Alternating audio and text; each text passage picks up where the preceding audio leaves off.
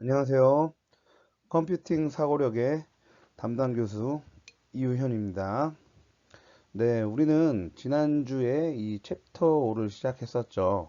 당시에 챕터 5의 1절과 2절을 공부했었고, 오늘 우리가 공부할 내용은 이 5장 마지막 절 3절의 컴퓨팅 사고의 7단계 모델과 응용까지입니다. 1교시에는 이 수업을 할 것이고요. 네, 여러분은 이제 그동안 우리가 여러 수업을 통해서 이 컴퓨팅 사고라는 개념에 대해서 너무나 익히 많이 들었습니다. 그쵸? 이전에도 언급했던 것처럼 이 뜻이 단순하게 코딩을 한다 또는 컴퓨터를 잘 다룬다 뭐 이런 단순한 의미는 아니었죠. 여기서 말하는 이 컴퓨팅 사고라는 의미는 이 문제를 논리적으로 또는 창의적으로 해결하는 사고력 또 그 전체를 의미하기도 합니다. 이 7단계 모델이라는 것은 이 컴퓨팅 사고의 과정을 단계별로 정리해서 누구나 따라할 수 있도록 만든 일종의 문제 해결, 뭐 가이드맵이라고 쉽게 이해하면 좋을 것 같아요. 그러면 우리가 일상에서 부딪히는 흔한 문제들이나 그런 것들도 이 프레임에 맞춰서 차근차근 접근하면 훨씬 명확하게 풀어갈 수 있게 되겠죠. 그렇다면 왜 7단계일까요? 단계가 조금 많아 보일 수 있지만 이 무의식적으로 이미 하고 있는 생각의 흐름에 이 순차적인 이름을 붙인 것뿐이라고 생각하면 좋을 것 같아요. 한번 예를 한번 들어보죠. 우리가 어떠한 문제가 생겼을 때 그 첫 번째로 우리는 그 문제를 먼저 이해를 하겠죠. 두 번째는 필요한 정보를 모으고 또 세 번째는 문제를 쪼개서 살펴보고 또 네 번째는 유사한 패턴을 찾아보기도 하고 그리고 다섯 번째로 불필요한 정보를 걸러내고 그리고 여섯 번째로 해결 방안을 짜고 그리고 끝으로 실행하고 결과를 점검하기도 합니다. 이것들이 바로 이 컴퓨팅 사고의 7단계 모델이라고 할 수 있겠죠. 그 앞에 그림을 한번 보면 이 모델은 이제 지난 수업 시간에서 제가 설명했던 이 윈 교수의 모델과 CSTA 모델 등 다양한 모델을 통합해서 만든 그림이에요. 이 모델들은 각각 약간씩 표현 방식은 다르지만 핵심은 결과적으로 같습니다. 바로 문제를 효과적으로 해결하는 사고 과정, 뭐 그런 점이라고 할 수 있겠고요. 그림을 순차적으로 보면 좌측에 보면 문제 분석, 그리고 데이터 수집과 표현, 다음으로 분해, 패턴 인식, 추상화, 알고리즘, 평가, 뭐 이런 순으로 7단계가 제시되고 있는데, 우리는 이걸 꼭 코딩에만 쓰는 것이 아니라 이 모든 문제 해결 과정에 활용할 수 있다는 것이 굉장히 중요하다고 할 수 있습니다. 그러면 아주 쉬운 예로 한번 설명을 드려보면, 예를 들어서 왜 우리는 시험에서 항상 시간에 쫓길까? 라는 것도 한번 7단계로 접근해 볼 수 있게 되겠죠. 시험에서 왜 쫓길까? 먼저 문제를 분석하고 또 시간을 어떻게 쓰는지 데이터를 수집하고 하루의 일과를 작게 분해하고 반복되는 습관을 파악하고 또 그 중에서 꼭 필요한 것만 추려내서 이것을 통해 시간 관리를 알고리즘을 한번 짜볼 수 있고 그게 효과적인 평가였는지 확인하고 뭐 이런 등등이 될 수 있게 되겠습니다. 계속해서 다음 슬라이드로 보시면 음, 이제는 이 컴퓨팅 사고의 그 첫 세 단계를 하나씩 살펴볼게요. 이 부분부터는 이 마치 우리가 퍼즐을 맞추기 전에 퍼즐 조각을 꺼내보고 또 어떻게 생겼는지 살펴보는 단계와 비슷합니다. 먼저 1번 문제 분석 단계. 가장 먼저 해야 할 일은 우리는 문제 자체를 정확하게 파악을 하는 거예요. 예를 들어 보죠. 학교에 지각을 자주 한다는 뭐 문제가 있다고 가정해 볼게요. 학교에 지각을 자주 한다. 여기서 단순히 일찍 일어나야지 라고 생각하기 전에 왜 지각하게 되는지, 지각할 때는 어떤 요인들이 있는지, 또 매번 지각하는 날의 공통점은 또 뭔지 같은 것들을 한번 꼼꼼히 따져보는 거예요. 이걸 우리는 문제의 핵심 원인을 논리적으로 분석하는 단계라고 할 수 있습니다. 그쵸? 이해가 좀 되죠? 그리고 두 번째, 데이터 수집과 표현. 이 단계에서는 많은 정보를 모아야 해요. 이전에 분석에서 지각 문제 예를 들었죠. 또 마찬가지로 여기 데이터 수집과 표현에서는 몇 시에 일어났는지, 몇 시에 집을 나섰는지, 또 버스나 지하철은 몇 분에 도착했는지, 또 지각한 날은 어떤 요일이었는지, 이런 데이터를 쭉 정리를 한번 우리가 해보는 거죠. 그리고 이 데이터를 표나 그래프, 심지어 영상처럼 시각적으로 보기 좋게 표현할 수 있어야 해요. 이건 마치 문제에 대한 단서를 수집하는 것과 같습니다. 그리고 다음으로 세 번째, 분해 단계. 그쵸? 이제 문제를 분석하고 정보를 모았으면 이제는 이 복잡한 문제를 잘게 쪼개야 합니다. 예를 들어 아침에 출근 준비를 했다고 생각을 해볼게요. 이거는 뭐 기상, 그 다음으로 세면, 다음으로 옷 입기, 그 다음으로 아침 식사, 그 다음으로 출발, 뭐 이런 식으로 여러 단계로 나눌 수 있게 되겠죠. 그럼 뭐 이러한 단계들 중에서 결과적으로 뭐가 문제였는지를 더 쉽게 찾을 수 있게 됩니다. 다시 말하면 이 큰 덩어리의 문제를 그 작은 블록처럼 나누는 것, 이게 바로 분해입니다. 다음 슬라이드로 넘어가 보죠.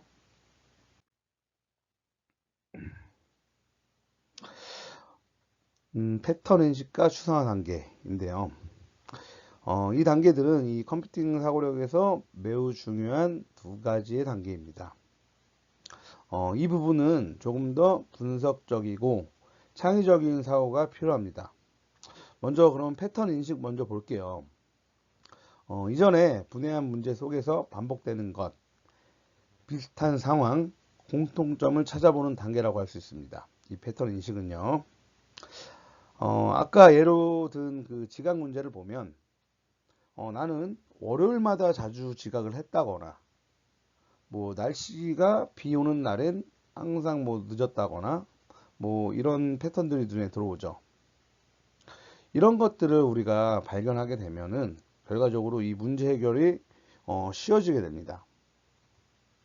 마치 이제 우리가 퍼즐 게임을 할 때 뭐 비슷한 색깔이나 뭐 끝에 부분 있잖아요. 테두리의 모양을 먼저 찾는 것처럼 마찬가지입니다. 그쵸? 그럼 좀 쉬워지겠죠. 그리고 다섯 번째로 추상화.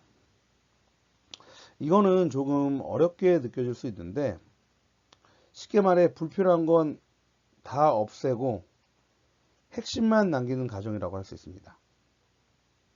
예를 들어서 지각 문제에서 뭐 아침에 내가 무슨 옷을 입었는가 라는 그따위 문제는 사실 그렇게 크게 중요하지 않습니다.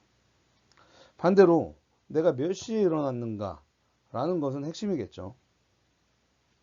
우리는 이렇게 꼭 필요한 정보만을 남겨서 문제를 더 단순하게 만들어야 합니다. 그러면서 그 안에서 본질적인 원리나 규칙을 찾아내는 게 우선시돼야겠죠. 마치 이거는 뭐 복잡한 그림에서 뭐 꼭 필요한 선 몇 가지만 남기고 뭐 스케치하는 것처럼 단순화시키는 것이라고 볼 수 있어요. 계속해서 알고리즘 단계, 평가 단계, 네, 7단계 이제 마지막 단계인데 이 두 단계는 실제로 해결책을 만드는 과정이에요. 앞에 다섯 가지의 단계들이 퍼즐 조각처럼 정리를 하는 과정이었다면 이제는 그 조각들을 조립해서 실제로 퍼즐을 완성하는 시간이죠. 알고리즘 먼저 볼게요. 여기서 말하는 이 알고리즘이라는 것은 결국에는 그냥 공식이나 수학이 아닙니다. 문제를 해결하기 위한 뭐 순서, 절차 또는 방법들을 의미하죠. 예를 들어서 우리가 만약에 오전 6시 30분에 일어나면 여유롭게 뭐 준비를 할 수 있겠죠. 뭐 출근할 준비, 학교를 갈 준비. 7시 전에 출발할 수 있으니 지각을 피할 수 있게 되는 것이죠. 결과적으로. 이렇게 단계별로 논리적인 흐름을 만들고 그걸 실행 가능한 형태로 정리하는 게 바로 이 알고리즘입니다. 그리고 마지막 단계로 평가 단계입니다. 이 단계는 바로 이 검증하는 단계죠. 우리가 기존에 만들었던 이 알고리즘이 정말 효과가 있었는지 또는 정말 정확한지 실제로 써도 괜찮은지를 확인하는 단계예요. 실제로 이 한 주 동안에 내가 그 문제를 분석하고 있었던 일련의 과정들을 이 알고리즘대로 내가 만들었던 알고리즘대로 해봤더니 지각이 사라졌다. 지각을 안 하게 됐다. 라고 한다면 바로 뭐 성공이겠죠. 하지만 이렇게 했음에도 불구하고 내 알고리즘을 했음에도 불구하고 아직까지 나는 지각을 한다고 하면 다시 앞 단계로 다시 돌아가서 조정을 해야 합니다. 여기서 말하고 싶은 포인트는 이 컴퓨팅 사고라는 것이 이렇게 그동안 설명했던 것처럼 단계적으로 이러한 문제를 해결하고 또는 만약 필요하다면 수정이 필요하다면 언제든지 뒤로 되돌아가서 고칠 수 있는 유연한 사고방식, 그것을 이 컴퓨팅 사고라고 할 수 있겠어요. 그동안 이렇게 설명했던 것처럼 이번 슬라이드처럼 이렇게 7단계를 잘 이해하고 실생활의 문제에 적용해 본다면 이 다른 부분에서도 우리는 이러한 문제들을 쉽게 단계별로 나눌 수 있고 해결할 수 있을 거라 생각합니다. 다음 슬라이드로 넘어가 볼게요. 컴퓨팅 사고 시스템의 모델. 네. 이렇게 분해, 패턴 인식, 추상화, 알고리즘 이렇게 나와 있는데 이번 슬라이드는 이 컴퓨팅 사고의 중심축이라고 할 수 있는 이 네 가지, 제시된 이 네 가지 요소를 묶어서 설명하는 부분이에요. 그것은 바로 나와 있는 분해, 패턴 인식, 추상화, 알고리즘이라고 할 수 있습니다.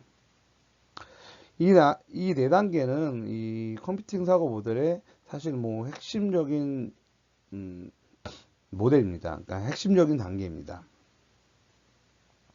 실제로 우리가 어떤 문제를 접했을 때 이 네 가지의 단계를 모두 거치는 경우도 있지만 대부분은 이 중 일부만 사용해서 문제를 해결하는 경우도 많습니다.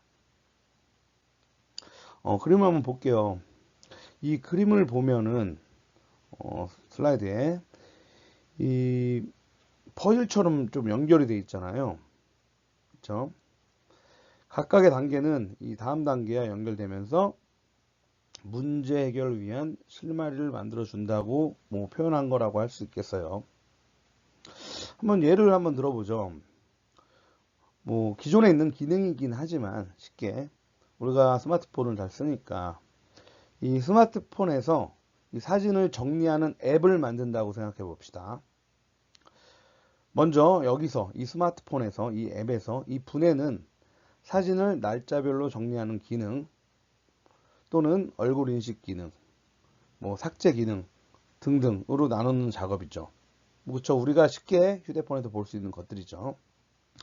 그렇다면 이 스마트폰에서 패턴 인식은 이 사진에서 패턴 인식은 어떤 사람이 매번 셀카를 찍을 때 비슷한 표정을 짓는구나, 혹은 뭐 V를 하는구나, 뭐 각자만의 자기 스타일이 있잖아요. 이렇게 규칙을 찾는 거예요. 이 앱이 뭐라 그랬죠? 사진을 정리하는 앱이에요. 그렇죠? 그리고 추상화. 이건 세부적인 기능 중 핵심 기능만 남기는 작업입니다. 예를 들면 유사한 사진 중 뭐 하나만 남긴다. 뭐 이런 식이 될 수가 있겠죠. 끝으로 이 알고리즘은 이걸 실제로 어떻게 구현할지를 정하는 설계도 정도라고 보면 될 것 같아요. 그쵸? 이해가 좀 되셨나요? 네, 그럼 넘어가도록 하겠습니다. 슬라이드. 네, 윙과 구글 모델 추가 설명과 문제 해결. 추가 설명. 네. 윙 교수와 이 구글 모델은 대부분의 단계가 우리가 지난 시간과 혹은 앞전 슬라이드에서 알아본 이 컴퓨팅 사고력의 7단계 모델과 비슷해요. 이분들의 모델도요. 그렇게 비슷한데, 그런데 우리는 좀 여기서 차이점을 눈여겨볼 필요가 좀 있습니다. 어떤 부분이냐면 이 두 모델의 개념화라는 것이에요. 이 개념화는 이 문제의 핵심 개념을 명확히 하는데 초점을 두고 있다는 점입니다. 이건 우리가 배웠던 7단계에서의 패턴 인식이나 추상화 단계와 비슷하다고 보면 될 것 같고요. 그리고 다음으로 재규적 사고인데요. 이건 한번 해결한 방법을 다시 반복적으로 적용하는 방식이에요. 그렇죠? 이해가 되죠? 예를 들면 그 빨래 개기라는 작업을 하다 보면 뭐 바지를 개기도 하고 뭐 셔츠를 갤 수도 있고 양말을 갤 수도 있고 반복적으로 이 접는 방식은 비슷하잖아요. 이처럼 해결 방식을 재사용하는 거죠. 나와 있는 끝으로 이 병렬 처리. 마지막으로 이 병렬 처리는 뭐 병렬 처리를 한다 뭐 많이 들어봤잖아요. 동시에 진행한다. 말 그대로 여러 작업을 동시에 처리하는 사고방식입니다.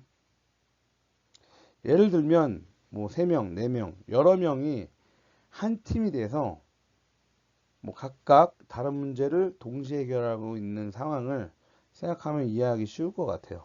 그렇죠? 한 가지의 문제를 여러 명 쪼개서 동시에 일을 해결하고 있다 라고 볼 수 있겠습니다. 그럼 넘어가죠. 구글 모델에 대한 추가 설명이라고 나와 있는데 구글 모델에서 강조하는 이 세 가지 이 추가적인 사고 요소를 한번 보도록 할게요. 이 세 가지는 이 기존의 7단계 모델에는 없지만 실제 그 현장이나 실무에서 매우 중요한 역할을 하기도 합니다. 이게 네모 박스에 막 나와 있죠. 보면 먼저 시뮬레이션입니다. 우리가 이 현실에서 겪을 수 있는 상황을 가상의 환경에서 미리 실험해 보는 거예요. 예를 들어 자율주행차를 뭐 실제 도로에서 보내기 전에 가상 도로에서 뭐 수백 번, 수천 번 뭐 실험하는 거라고 할 수 있겠죠. 우리는 이 덕분에 실제 문제 발생 전에 미리 뭐 대비 같은 거를 할 수 있게 되겠죠. 그리고 병렬화입니다. 이 하나의 큰 문제를 여러 컴퓨터가 동시에 처리하는 방법입니다. 예를 들면 뭐 유명 스포츠나 뭐 연예인 공연 뭐 행사 등에서 그 티켓 박스에 여러 명이 몰려 티켓팅을 할 때 이 많은 사람들의 요청을 이 컴퓨터의 서버가 뭐 어떻게 하겠어요? 병렬적으로 처리하겠죠. 뭐 이런 개념이라고 이해하면 좋을 것 같아요. 그쵸? 아까도 설명했던 것처럼 병렬화, 동시 진행, 뭐 이렇게. 그리고 자동화. 뭐 그동안 많이 말했죠. 너무나 학생들이 잘 알고 있고 우리가 너무나 잘 아는 것처럼 그냥 단순하게 반복되는 일을 컴퓨터에게 뭐 자동으로 시키는 사고방식이라고 할 수 있겠죠. 너무 잘 알죠, 우리는. 예를 들어 뭐 교수자 입장에서 학교 시험 채점을 뭐 하나하나 따로따로 하지 않고 뭐 프로그램이 일일이 자동으로 처리하는 것들, 뭐 이런 것들이 되겠습니다. 아무튼 우리가 알아본 이 세 가지의 개념은 이 컴퓨팅 활용 능력과 직접 연결되는 개념들이에요. 이것은 이 깊은 사고력보다는 실제적인 작업 능력에 가깝지만 이 현대 사회에서는 굉장히 중요한 기술이라고 할 수 있습니다. 넘어갈게요. 두 번째, 3장의 두 번째죠. 컴퓨팅 사고와 문제 해결입니다. 이번 슬라이드에서는 이 컴퓨팅 사고가 단순히 개념적인 것이 아니라 실제 우리 주변에 이 문제를 해결하는데 어떻게 쓰일 수 있는지를 보여주는 사례를 함께 체크하도록 할게요. 여러분 서울버스 앱 잘 알고 계시죠? 많이 들어본 적도 있고 안 쓰시면 좀 시간이 오래되긴 했는데 네, 2009년에 이제 한 고등학생이 만들었다고 합니다. 이 앱은 이게 당시에 이 서울시의 버스 도착 정보를 실시간으로 알려주었기 때문에 당시에는, 지금은 너무 당연하지만 이 당시에는 아주 혁신적인 앱이었습니다. 그 당시에는 이 앱이 나오기 전에 이 버스 도착 정보를 알 수 있는 방법이 거의 없어서 정류장에서 한참 기다리는 일들이 흔했습니다. 정류장에 전광판에 나오는 게 전부겠죠. 그거마저도 시간이 많이 틀렸었고 하지만 지금은 이제 그러한 일들이 없겠죠. 아무튼 다시 얘기로 돌아가서 이 학생은 이러한 불편함들을 그냥 참지 않고 이렇게 생각했다고 해요. 이런 것들을 해결할 수 있는 방법이 있지 않을까, 해결할 수는 없을까 라고 생각했다고 합니다. 문제를 어떻게 해결하면 좋을까, 그 생각에서 이 앱의 완성이 시작되었다고 해요. 아무튼 그것들이 바로 우리가 그동안 공부했던, 우리가 말하는 컴퓨팅 사고의 시작이라고도 할 수 있겠죠. 아무튼 이 학생은 이제 인터뷰를 통해서 자기가 생각했던 문제를 작게 쪼개는 분해를 했다고 해요. 그리고 버스 도착 시간에 이제 영향을 주는 이 패턴을 분석하는 패턴 인식을 했고, 또 꼭 앱에만 들어갈 수 있는 불필요한 거는 삭제하는, 꼭 필요한 정보만 하는 추상화 작업까지 했다고 합니다. 그리고 그 정보를 토대로 정확한 도착 시간을 예측하는 알고리즘을 설계하고 사용했다고 해요. 아무튼 이 사례는 이 실질적인 생활 속의 문제를 이 컴퓨팅 사고로 해결했던 사례라고 할 수 있겠죠. 굳이 말한다면. 이 이야기가 사실 별거 아닌 것 같을 수도 있지만 어찌됐든 간에 이것은 이 컴퓨터를 잘 모르는 사람도, 또는 고등학생도 이 문제를 해결할 수 있다라는 그런 용기와 가능성을 보여줄 수 있는 사례로 이렇게 소개되었다라고 생각하면 좋을 것 같습니다. 그러면 계속해서요. 컴퓨팅 사고의 장점과 응용. 그러면 이제 그 컴퓨팅 사고를 배우면 구체적으로 여러분 뭐가 좋을까요? 뭐가 좋을까? 이 컴퓨팅 사고를 배우면 뭐가 좋아질까요? 첫 번째는 이 문제를 해결하는 능력이 강해집니다. 단순히 우리가 이 계산을 잘한다 라는 것이 아니라 문제를 어떻게 쪼개고 또 무엇을 중심으로 이 문제를 확인할지를 판단하고 또 그걸 해결하는 구조를 만들어낼 수 있는 사고력이 자라는 것이죠. 그쵸? 이해가 되죠? 두 번째로 또 뭐가 좋아질까? 두 번째는 이 컴퓨팅 사고, 이 능력이 컴퓨터나 소프트웨어 분야에 필요한 게 아니라는 점입니다. 이 분야에만 필요한 게 아니라는 점이죠. 이 컴퓨터나 소프트웨어 분야 외에도 사용할 수 있다는 것인데, 예를 들면 경영학에서 고객 데이터를 분석할 때, 의학에서 유전자 데이터를 해석할 때, 디자인에서는 사용자 경험을 시뮬레이션 할 때, 이런 사고력들이 큰 힘이 발휘가 되겠죠. 심지어 이 일상생활에서도 유용합니다. 예를 들면은 지금도 그런 분들이 있는지 모르겠지만, 아무튼 우리가 친한 친구의 생일 파티를 준비한다고 해봅시다. 그러다 보면 우리는 예산도 짜야 되고, 시간표 계획도 해야 되고, 각각의 역할 분담 같은 걸 해야겠죠. 이는 결국엔 모든 문제를 분해하고 패턴을 보고 해결 방식을 설계하는 일들입니다. 결국엔 이 컴퓨팅 사고는 일종의 문제를 푸는 언어라고 할 수 있어요. 누구에게나 필요한 생각의 도구라고 생각하면은 좋을 것 같아요. 네, 계속해서 컴퓨팅 사고의 다양한 활동. 이번 슬라이드에서는 이 컴퓨팅 사고가 실생활에 어디에 쓰이는지 조금 더 구체적으로 살펴보는 슬라이드가 될 것 같아요. 먼저 이 콘텐츠 제작 분야입니다. 방송, 영화, 음악, 게임, 애니메이션. 이런 창작 분야는 이 창의성이 핵심이 되겠죠. 창의성이 비록 핵심이지만 컴퓨터를 활용해서 더 정밀하게 만들고 더 재미있게 표현할 수도 있게 됩니다. 애니메이션에 지난 우리가 영상에도 봤지만 이 한 장면은 결국엔 수천 개의 프레임과 움직임의 알고리즘으로 구성하게 되겠죠.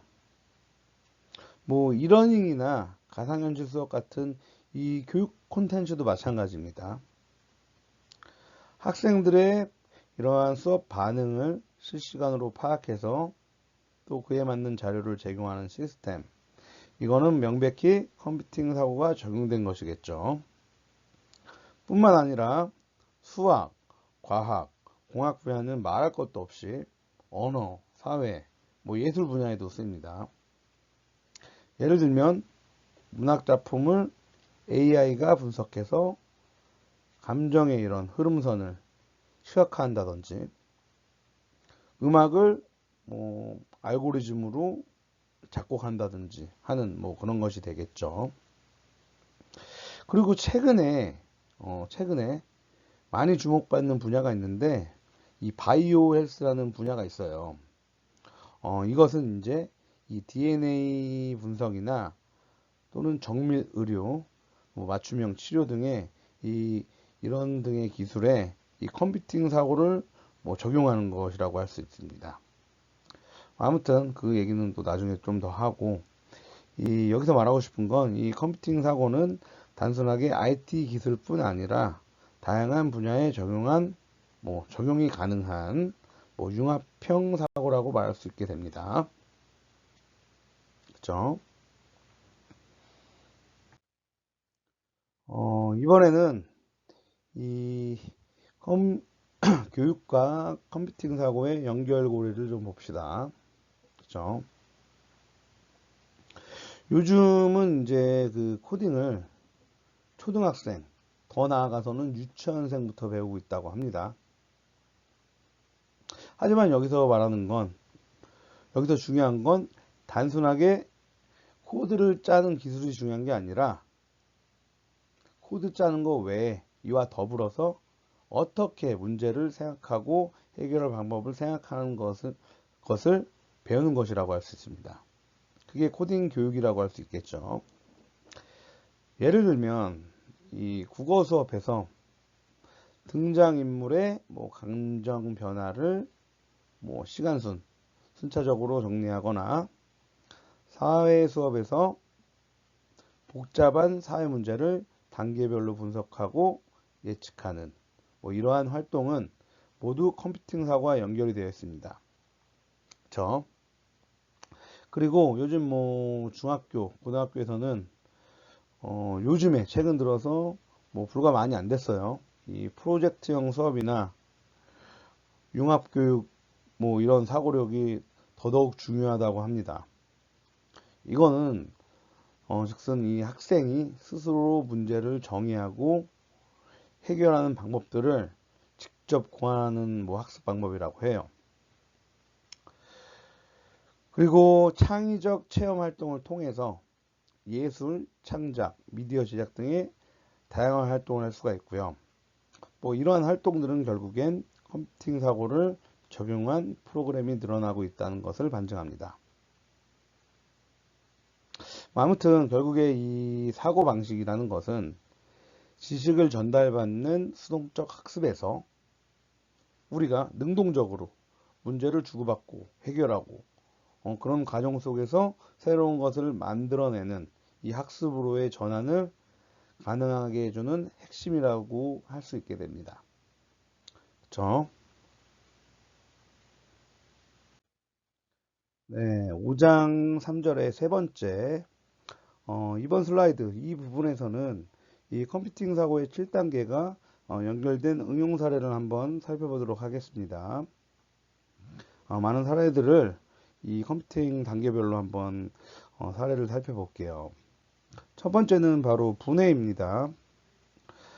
여러분 뭐 누구나 이 그림, 드로잉 해본 적 있죠? 그림 그려보고 여러분들이 이 그림을 그려봤으면 알겠지만 이 그림이라는 게, 이 드로잉이라는 게 이 처음부터 바로 이어서 끝까지 한 번에 완성하는 건 굉장히 어렵습니다.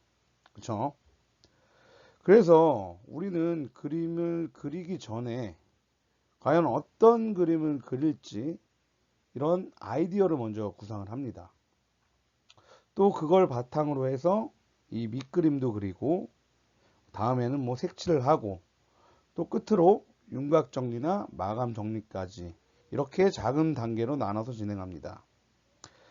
이처럼 이 작업을 세분화하고 순서대로 처리하는 것이 바로 분해라고 할 수 있습니다.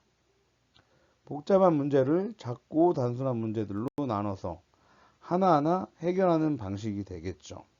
계속 이어서 다음. 네, 이번에는 이 문학에서의 분해 사례입니다. 여러분들은 이미 이 글이나 시를 분석해 본 적이 있을 거예요. 뭐 학교, 고등학교 때 국어 시험을 통해서. 그렇다면 여러분도 이미 분해를 해봤다고 할 수 있게 되겠죠. 예를 들어서 그동안에 이 시를 분석한다고 했을 때, 뭐 수업에서나 우리가 단순히 이건 슬픈 시다, 뭐 재밌는 시다 라고 끝내는 것이 아니잖아요. 시가 구성하는 요소들은 뭐 앞에 제시된 것처럼 뭐 구조나 음율, 이미지, 어조, 의미 등으로 뭐 나눠서 우리가 시를 읽게 됩니다. 이렇게 나누는 자체가 분해라고 할 수 있겠죠. 이 앞에 있는 슬라이드를 한번 보시면 이 단어 하나하나에 담긴 의미나 시적 표현을 세분화하고 해석을 하겠죠. 이건 마치 복잡한 이 프로그램 코드를 함수나 모듈 단위로 나누는 것과 같아요. 아무튼 이 문학에서도 이렇게 이 시를 논리적 구조로 접근하고 이 분해 사고가 자연스럽게 적용되고 있다는 것을 우리는 알 수 있게 됩니다. 이제는 조금 더 실용적인 사례로 넘어가 볼게요. 바로 앱 만들기입니다. 앱을 개발하는 건 결코 뭐 한 사람의 몫은 아니에요. 뭐 혼자도 할 수 있겠지만 일반적으로 기능, 디자인, 뭐 서버, 테스트 등등 이 수많은 요소들이 이 복합적으로 작용을 하고 있습니다. 그렇죠?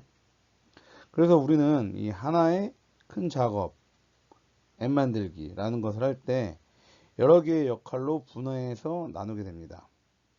뭐 쉽게 예를 들면 그래픽 뭐 디자인 팀은 뭐 A팀이 한다든지 뭐 오디오 삽입은 B팀이 하고, 뭐 테스트는 C팀이 맡는, 뭐 이런 식이 되겠죠.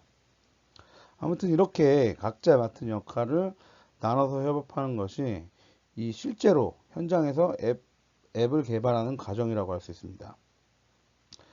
물론 혼자도 할 수 있지만 혼자서 하려면 진짜 한없이 뭐 답답하고 어려운 작업일 수 있겠지만 이 분해를 통해서 효율성과 명확성을 높일 수 있는 이런 장점이 있습니다.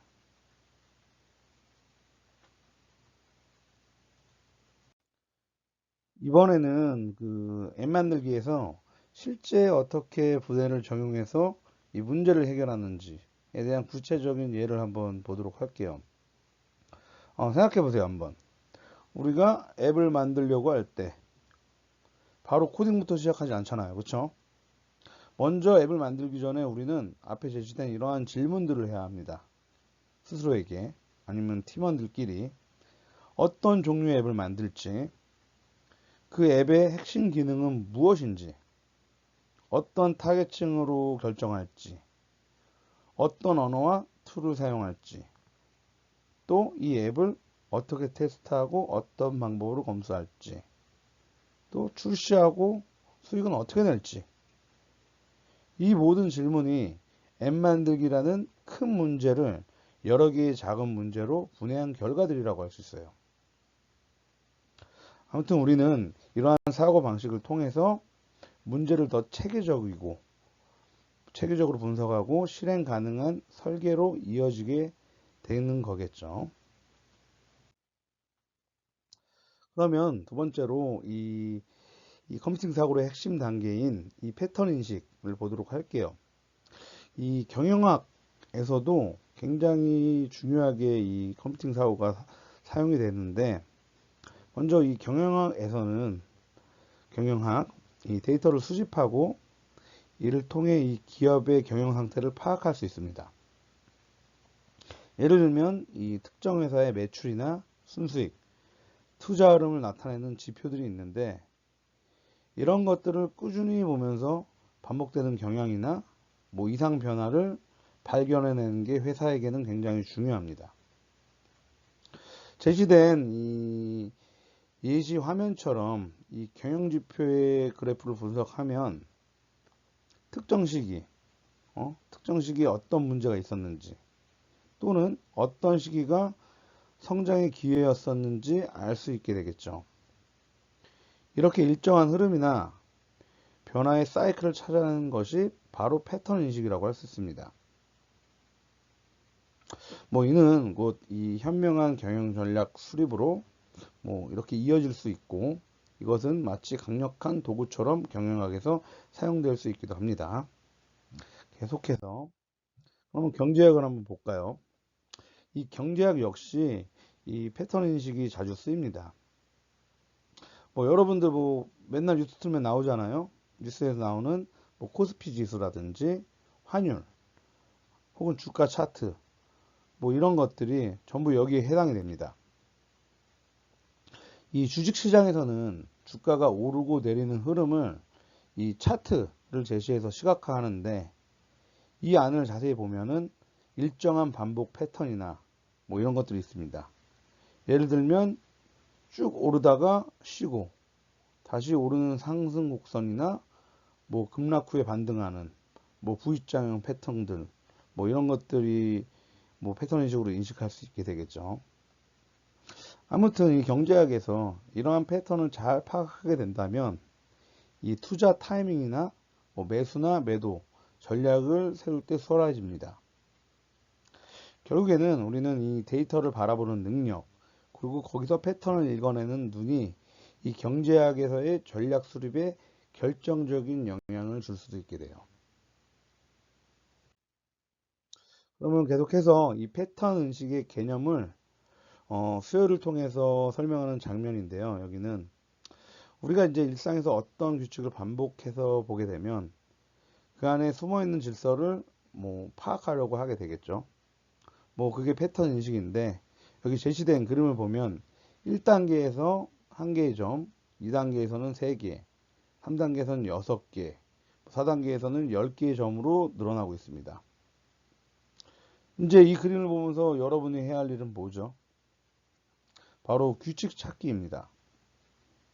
개수의 차이를 보면은 한 개에서 세 개로 늘어났을 때 두 개가 더해졌고, 그 다음 세 개에서 여섯 개 점이 됐을 땐 세 개가 늘어났고, 그 다음은 네 개가 늘어났고, 즉 단계가 올라갈수록 더해주는 숫자도 일씩 증가하는 거겠죠.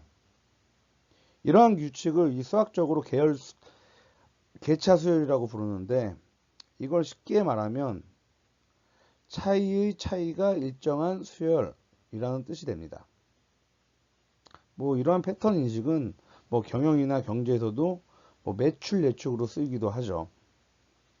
뭐 예를 들면 어떤 회사의 매출이 매년 뭐 1억, 3억, 6억, 뭐 10억 이렇게 증가한다고 보면 단순히 이게 매출이 늘었다라고 말하는 것보단 증가폭이 점점 커지고 있다.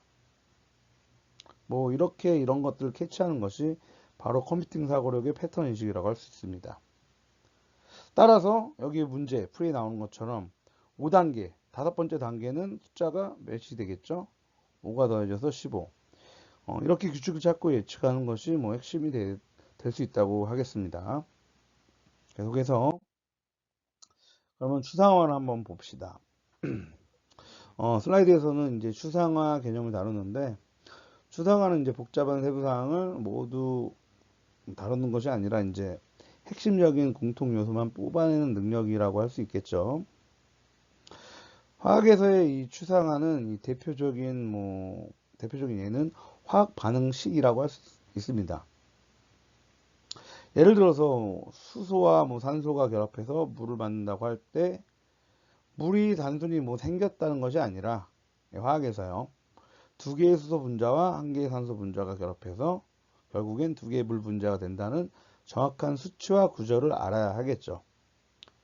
이걸 식으로 쓰면 그림에 나와 있는 뭐 2H2 더하기 뭐 O2, 2H2O 뭐 이런 게 바로 이 추상화된 표현 방식입니다. 실제로 이제 실험실에서는 이 수많은 입자가 반응하지만 우리는 이 과정을 간단하게 수식과 규칙으로만 표현해도 이해를 할 수 있게 되겠죠.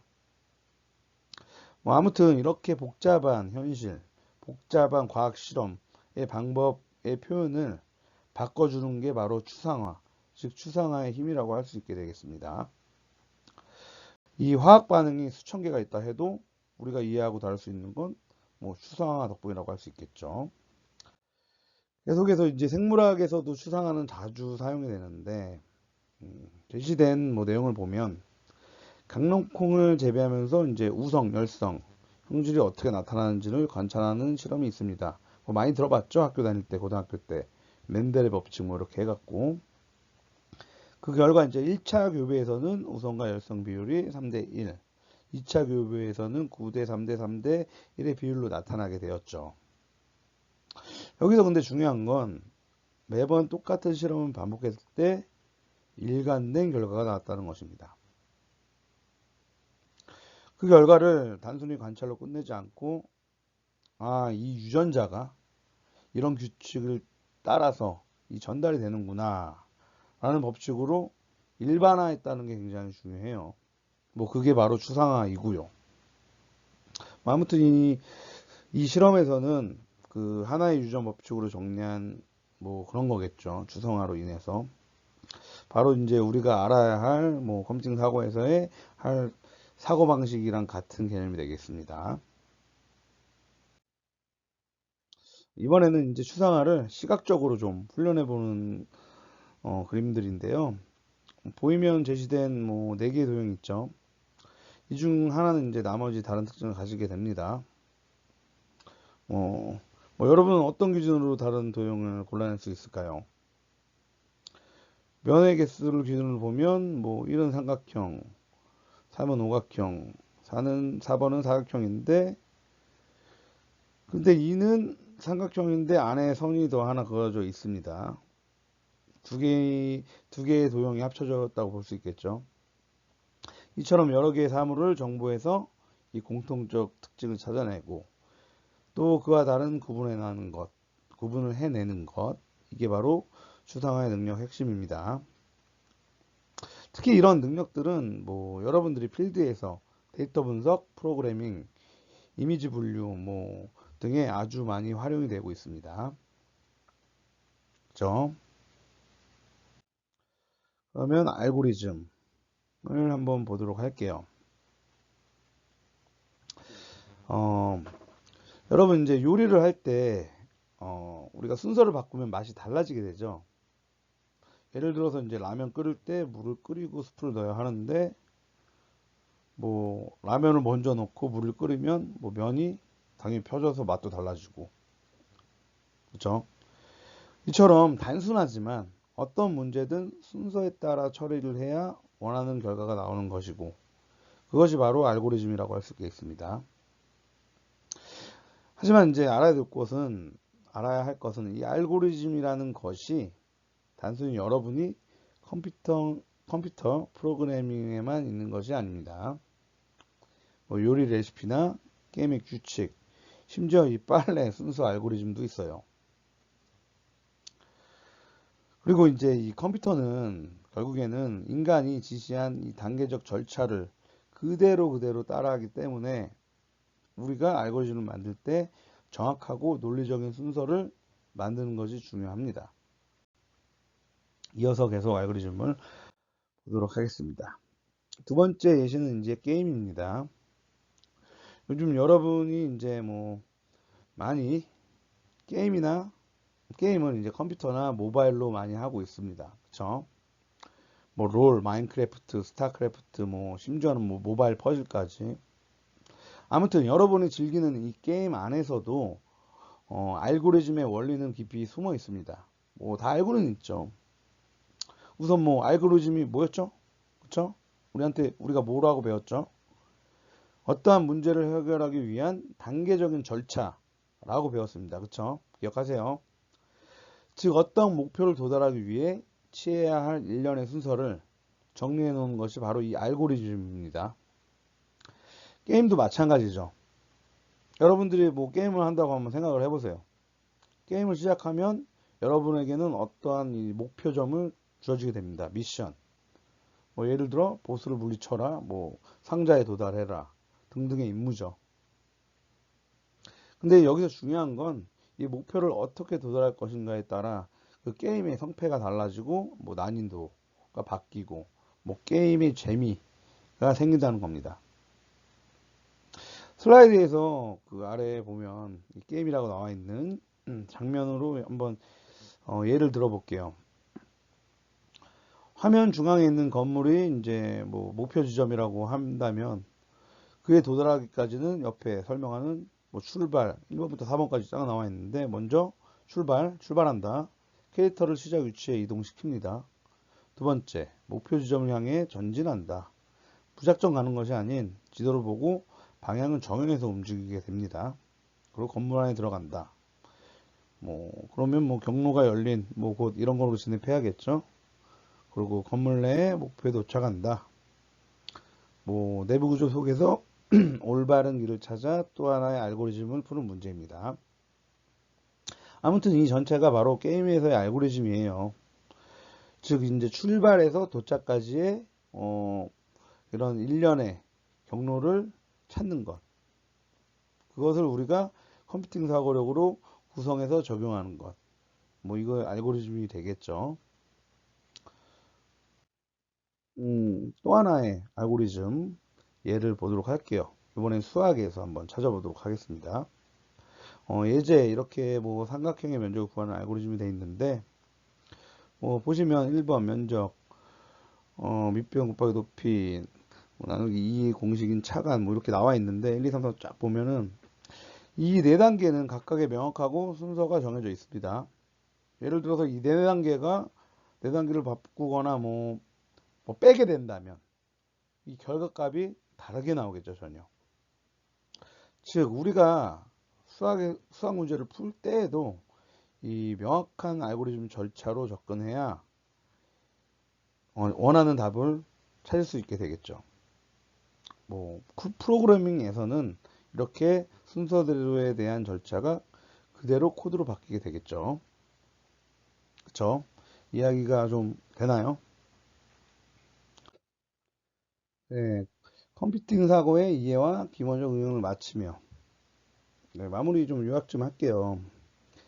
이 컴퓨팅 사고라는 것이 우리가 공부했듯이 이 누구나 쉽게 빠르게 이해할 수 있는 내용은 결코 아니에요.